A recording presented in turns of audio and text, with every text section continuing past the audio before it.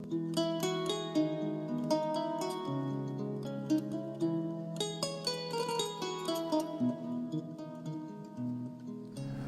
le premier exposé sur les principes de l'antibiogramme, nous allons, au nom du laboratoire Stride Pharma, vous proposer les solutions proposées par ce laboratoire dans la prise en charge en matière d'antibiothérapie. Mais avant de rentrer dans le vif du sujet, nous allons sacrifier à des civilités pour vous saluer. Assalamu alaikum. Dubungaskuya de Hatan Liri, Wafofo, Matoulé, Lafia, Ouche Ouche, Jamwali. Bonjour. On a essayé de n'oublier personne. Ceci dit, Bétazidine, nous allons, la première solution proposée par le laboratoire Stride Pharma en antibiothérapie s'appelle Bétazidine. Bétazidine injectable, 1 gramme, boîte de 1 flacon, sauve des vies lorsqu'un traitement antibiotique probabiliste s'impose dans les effets éventuellement mortels. Nous allons voir à travers les diapositives qui vont suivre quelle est l'efficacité de bétazidine dans le traitement des infections bactériennes potentiellement mortelles. Introduction. Les infections bactériennes graves, voire potentiellement mortelles, constituent une cause importante de morbidité et de mortalité chez les sujets malades de tous les âges. Pour y remédier efficacement en urgence, on a recours à l'antibiothérapie probabiliste qui consiste à la prescription d'antibiotiques réalisés avant que ne soit connue la nature et ou la sensibilité des micro-organismes responsables de l'infection. Dans cette perspective, Bétazidine injectable 1 gramme, boîte d'un flacon, est la solution proposée par le laboratoire Stride Pharma. En effet, choisissez et prescrivez en urgence Bétazidine 1 gramme injectable lorsqu'un traitement antibiotique probabiliste s'impose dans les infections graves potentiellement mortelles, si les agents pathogènes soupçonnés sont nombreux et qu'aucun temps ne permet de poser un diagnostic ferme. Bétazidine injectable 1 gramme injectable, c'est votre molécule de ceftazidime, un antibiotique de la famille des bêta-lactamines et du groupe des céphalosporines de 3e génération préconisé chez les sujets malades de tous les âges. Bétazidime injectable sauve des vies lorsqu'un traitement antibiotique probabiliste s'impose. Les preuves de l'efficacité de bétazidime 1 gramme injectable, boîte d'un flacon, seront apportées par les réponses aux questions suivantes. Première question. Quel bénéfice à un patient apporte bétazidine 1 gramme injectable boîte d'un flacon? Quelles sont les performances thérapeutiques de bétazidine 1 gramme injectable boîte d'un flacon? Et quelles sont les caractéristiques pharmacologiques de bétazidine 1 gramme injectable? Ce sont autant de questions auxquelles nous essaierons d'apporter des réponses, mais des réponses basées sur des études scientifiques dont nous vous communiquerons les références au fur et à mesure. Quels sont les bénéfices? Première question donc, quels sont les bénéfices patients qu'apporte bétazidime 1 gramme injectable boîte d'un flacon? Dans les infections graves, potentiellement mortelles, prescrivez bétazidime recommandé dans les infections hématologiques et du système lymphatique, dans les infections du système immunitaire, dans les infections du système nerveux, dans les affections vasculaires, les infections gastro-intestinales, les infections hépatobiliaires, les infections de la peau. Bref, vous voyez que c'est un produit à suffisance indiqué dans les infections hospitalières d'une manière générale. Quelles sont les performances thérapeutiques de bétazidime 1 gramme injectable boîte d'un flacon? En monothérapie, bétazidime injectable est aussi efficace que le traitement associant des antibiotiques classiques. Source, Journal américain de médecine, année 1985, numéro 79, page 110 à 113. Bétazidime injectable, c'est 96% d'éradication des bactéries pathogènes dans les infections urinaires, des voies urinaires et 100% d'éradication de Pseudomonas aeruginosa. Cette assertion est illustrée par ce graphe d'une étude comparative et qui nous montre, qui révèle le taux élevé de guérison clinique dans les septicémies et de pneumonie nosocomiale. On voit que la bétazidime a 100% d'efficacité bactéricide sur le Pseudomonas aeruginosa Et sous la bétazidine, on enregistre des meilleurs taux d'éradication des bactéries uropathogènes dans les infections des voies urinaires, jusqu'à 96% sur l'Escherichia coli. Source, Revue américaine de médecine, année 1985. Deuxième source, Journal américain de chimiothérapie, année 2006. Troisième source, Journal américain des infections hospitalières, année 1990. Administré en monothérapie, bétazidime 1 gramme, boîte de 1 flacon injectable, donne une meilleure réponse clinique dans les infections nosocomiales comparativement à l'association ceftriaxone-tazobactam. Donc, supérieure en monothérapie, la bétazidime est plus efficace que l'association ceftriaxone.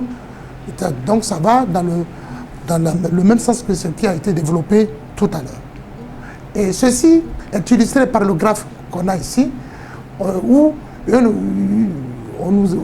ce graphe nous apporte des réponses cliniques dans les infections nosocomiales sous bétazidime, notamment dans les pneumonies nosocomiales, dans les septicémies nosocomiales et dans les infections compliquées des voies urinaires.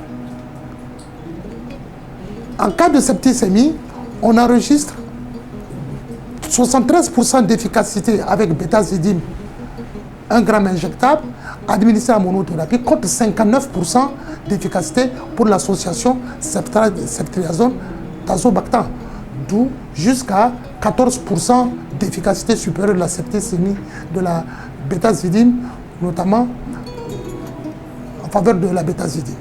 Okay? Voilà le graphe qu'il a prouvé et voilà l'étude comparative qui est là.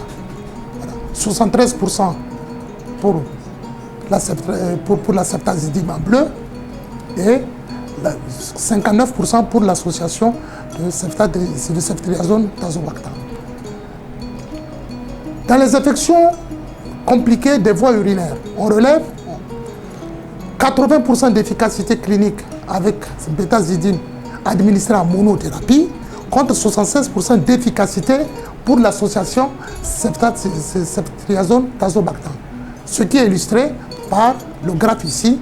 En bleu, la ceftazidime 80% et en orange, l'association ceftriaxone-tazobactam 80% contre 76%, c'est bon à prendre. Dans la pneumonie nosocomiale, pareil, on remarque 73% d'efficacité clinique avec bétazidime injectable en administration en monothérapie contre 65% pour l'association ceftriaxone-tazobactam. Donc, vous voyez, les sources, c'est vraiment des sources américaines, le journal américain de chimiothérapie, le journal américain des maladies infectieuses, volume 20, page 1217, hein, voilà. En cancérologie, voilà. Bétazidime, non. Bétazidime administrée en immunothérapie est la plus active des céphalosporines disponibles contre les pseudomonas aeruginosa. Au jour d'aujourd'hui, le aeruginosa, qui est un germe particulièrement méchant, ça a été signalé tout à l'heure. Source, Journal américain de chimiothérapie, année 2006, page 185 à 189. Toujours en monothérapie, la bétazidime injectable est efficace dans les infections cutanées des tissus mous et dans les infections ostéo-articulaires. En cancérologie, la monothérapie avec la bétazidime en intraveineuse apparaît sûre et efficace chez les patients atteints de cancer avec le faible risque de neutropénie fébrile de grade 4 après la chimiothérapie cytotoxique et peut sensiblement réduire les coûts des antibiotiques. Ainsi donc, le renseignement que nous fournit, un premier renseignement que nous fournit ce graphe, nous montre que 66% des malades ont répondu par l'amélioration des signes cliniques à la réduction complète de leur fièvre en 48 heures après administration de bétazidime. Par ailleurs, 87% des malades hospitalisés chez 87% des malades hospitalisés, on a observé une efficacité bactéricide maintenue de ceftazidime, de bétazidime, tout au cours de leur de leur séjour à l'hôpital, et cela sans échappement thérapeutique, c'est-à-dire sans baisse d'efficacité du produit. Efficacité maintenue de bout en bout du traitement pendant le séjour à l'hôpital chez 87 malades sur 10. Donc pratiquement chez 9 malades sur 10. Chez 85% des malades. Au total, on peut déduire que bétazidime, 1 gramme injectable, c'est jusqu'à 93% de guérison clinique obtenue. Au jour d'aujourd'hui, à ma connaissance, la bétazidime est l'une des rares septazidimes disponibles sur le marché pharmaceutique dans les officines. Maintenant, quelles sont les caractéristiques pharmacologiques de bétazidime injectable? Nous venons de voir les performances thérapeutiques remarquables de bétazidime, mais elles sont dues à quoi? Eh bien, elles sont fondées sur des caractéristiques pharmacologiques que nous allons découvrir ensemble tout à l'heure. Alors, d'abord, le spectre d'activité antibactérienne. Quel est-il? Source, RCP, donc les mentions légales, le résumé caractéristique du produit, nous les avons reproduits tels quels. Espèces habituellement sensibles, aérobie gram positif, streptocoque pneumonia, les aérobies gram négatifs. Les aérobies gram négatifs, tels que les voilà, Escherichia coli, Enterobacter, Citrobacter, n'est-ce pas? On a le Morganella, etc. Dans le Pseudomonas aeruginosa, particulièrement, entre 10 à 30% des Pseudomonas aeruginosa tombent sous le coup de la bétazidime, n'est-ce pas? Et dans les germes anaérobies, voilà. Espèces modérément sensibles, le Staphylocoque métis S notamment, n'est-ce pas? Les espèces résistantes, Enterocoque, Listeria, Staphylocoque métis R.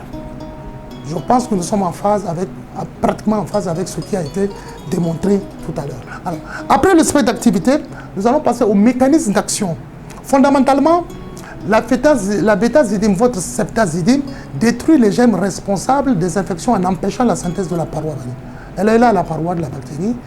Leur synthèse, la synthèse de la paroi de la bactérie est opérée à partir de la molécule protéique, les protéines qui sont des protéines liées à la pénicilline. Eh bien, après administration de la bétazidime, que voici, la molécule va s'introduire et va inhiber la molécule protéique, bloquant ainsi la synthèse, la production de la paroi cellulaire, d'où la lyse, c'est-à-dire la destruction de la bactérie. Voilà le mécanisme d'action par lequel la bétazidime détruit les bactéries. Alors, ce mécanisme d'action va se faire rapidement et durablement. Rapidement parce qu'on a une concentration sérique maximale de bétazidime qui est atteinte au bout d'une heure maximum après l'administration du produit. Une longue durée d'action thérapeutique également de bétazidime en raison d'une demi-vie d'élimination de bétazidime qui est de 1,8 heures en moyenne, en raison également d'une durée de vie, d'une demi-vie d'élimination en raison également de 24 heures d'activité bactéricide liée au fait que le produit, la septazidime, est éliminé sous forme inchangée dans les urines et en raison du fait qu'on a jusqu'à 90% de biodisponibilité. Donc, ce sont les actions conjuguées de ces trois propriétés pharmacocinétiques qui confèrent à la bétazidime une longue durée d'action. En dépit d'une demi-vie relativement courte, qui caractérise généralement les antibiotiques puissants, une heure de vie, ceci est relayé et compensé par le fait que le produit, la septazidime, est éliminé sous forme inchangée, telle qu'elle, sur 24 heures. Donc, efficacité bactérienne maintenue sur tout le cycle nictéméral de 24 heures et avec une biodisponibilité de 90%, puisque à l'issue, après administration du produit, ce sont 90% de la dose initiale ingérée qui vont être éliminés. Donc, c'est les actions conjuguées de ces trois paramètres qui confèrent à la bétazidime une longue durée d'action thérapeutique. Quelle posologie? Quelles sont les posologies de bétazidime injectable? Dose usuelle chez l'adulte et l'enfant et les enfants de 12 ans et plus. La dose usuelle d'administration recommandée est de 0,1 g à 0,15 g toutes les 8 heures à 12 heures. N'est-ce pas? D'où ce qui revient à 1 gramme à 2 grammes, soit 1 ou 2 flacons de bétazidime toutes les 8 à 12 heures par voie IV pour l'OM. Source, résumé caractéristique du produit de l'Agence nationale de sécurité du médicament en France. Chez les nourrissons et les enfants âgés de 1 mois à 12 ans, dose usuelle d'administration recommandée, 30 mg à 50 mg par kilo toutes les 8 heures par voie IM, source RCP. Mise à jour 17 août 2010. Et enfin, du nouveau-né, chez le nouveau-né de 0 à 4 semaines, la dose d'administration recommandée est de 30 mg par kilo toutes les 8 heures par voie IV, source RCP. Vous voyez que tous les sujets malades sont concernés par la bétazidime injectable. Alors, chez les sujets insuffisants rénaux, qui sont également concernés, la posologie en administration discontinue doit être adaptée en fonction de la créance de la créatinémie. Par exemple, en cas de créance de la créatinémie de 50, composante 50 à 30, 1 à 2 grammes par toutes les 24 heures. Quelle conclusion retenir? Quelle conclusion retenir? Bétazidime injectable, un flacon sauve des vies lorsqu'un traitement antibiotique probabiliste s'impose dans les infections potentiellement mortelles. Il est indiqué le bétazidime dans la bactériémie et septicémie, dans les méningites bactériennes, méningite à pseudomonase, abcès pulmonaire. Indiqué également bétazidime dans l'abcès pulmonaire, les infections urinaires, les infections des voies respiratoires, les infections gastro-intestinales, biliaires et abdominales, dans les infections des patients déprimés atteints de tumeurs hématologiques ou solides. Bétazidime injectable, c'est votre nouvelle ceftazidime, pratiquement la seule disponible sur le marché. Une bêta-lactamine du groupe de céphalosporine de 3e génération, préconisée dans le traitement des infections hospitalières lorsque un traitement antibiotique probabiliste s'impose et est requis en tout cas.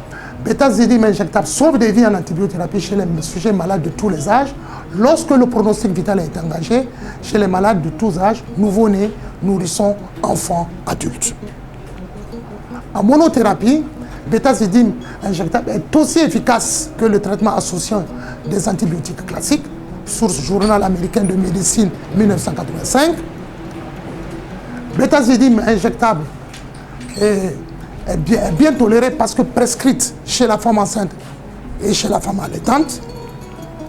Bétazidime, 1 gramme, boîte d'un flacon injectable, est un antibiotique de pointe qui apporte des réponses cliniques et microbiologiques efficaces dans les infections dues au pseudomonase. Tout à l'heure, nous avons appris que bon, il était à la limite entre bétazidime, la ceftazidime située entre les céphalosporines de 3e génération, voire d'autres la classe parmi les céphalosporines de 4e génération.